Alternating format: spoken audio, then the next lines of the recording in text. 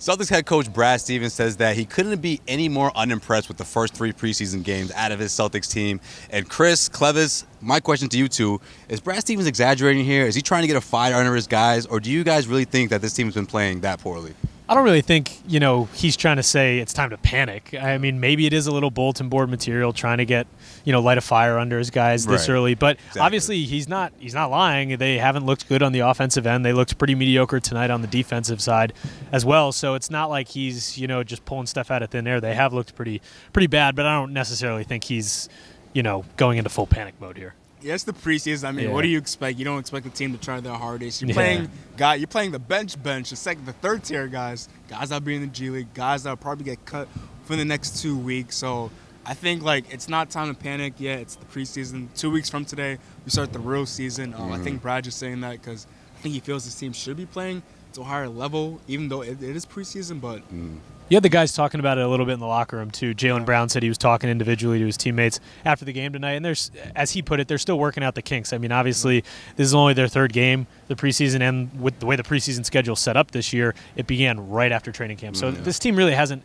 been playing with each other for all that long. They still have plenty of time before the regular season starts on October 16th, so there's plenty of time. But Brad Stevens had one heck of a long list, though. When he was asked about the defensive shortcomings, he had a long list. I'm talking about, at least 10 things that he could point out on the defensive end. And I think that's what bothers Brad Stevens the most, because at the end of the day, this team is bread and butter. Brad Stevens' system is always predicated on how they play on the defensive end. So I think it's the system that he doesn't like the way it's being, run through. It's the way that his guys are putting forth their effort. I think that's what's worrying Brad Stevens the most. I don't think it's necessarily the results. I mean, clearly he's not looking at the box score or looking at the final score saying wow, we should have won that game. No, I think it's just the defensive shortcomings and seeing guys not put forth the kind of effort that he would like to see in, game 3 of this preseason schedule. Yeah, you could kind of tell tonight, there were some weird lineups out there that we hadn't really seen before, so maybe Stevens was messing around with that, kind of some loose ball lineups.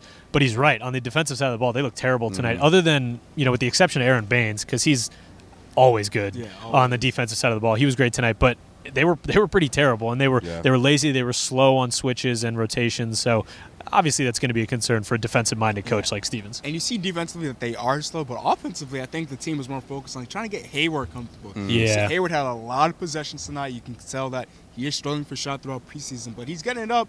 You see Hayward trying to play make, do other things, cutting. So I think this preseason is more about getting Hayward more acclimated, because he's having a struggling preseason, but again, it's going to take a little time. It's going to take some time.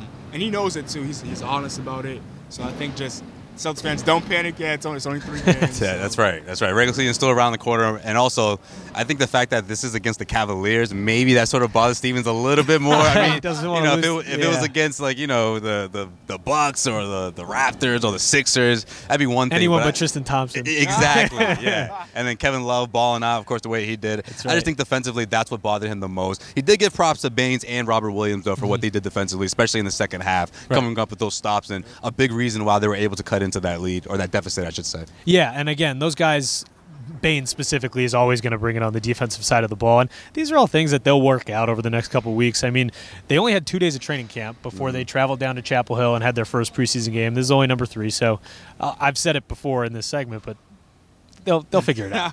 They'll figure it out. All right, last question before we get out of here, guys. Is it the schedule? Is it the 4 games? Is it too quick? Is it playing the same teams, back to back? I mean, I know this is the first time they faced the Cavs throughout this schedule, but I mean, seeing the same team twice and then heading against a team that hasn't even played yet. This is the first preseason game for the Cleveland Cavaliers. Does that have anything to do with it, or is this just a matter of, like you said, the Celtics just sort of getting the kinks worked out and trying to get a feel for each other? I'm sure it's an adjustment for some of these guys who have been in the league for a long time. Obviously, they're not used to this preseason and training camp schedule, but again, there is a benefit on the back end, because after these poor games like tonight, there's plenty of time before opening night to make those adjustments. So there are its pros and cons, but I'm sure it has something to do with it. And I wouldn't really blame the schedule at all. I mean, you have 4 games, then you have 2 weeks off until your season opener.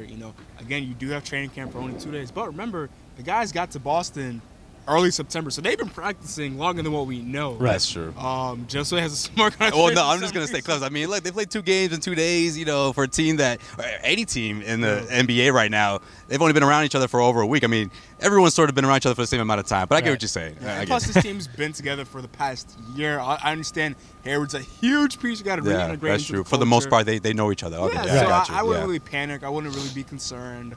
I just think that, they're taking it nice and slow. And by next 2 weeks when Joel Embiid comes down, I think the Celtics will be fine, will be ready. They're working out the kinks like you guys mentioned. Defensively, I think they'll be fine. All right, Celtics fans, your turn. Let us know what you think. Hit up the comment section. For CLNS Media, I am Josue Pavon. Chris Grenham, he is Clevis Murray.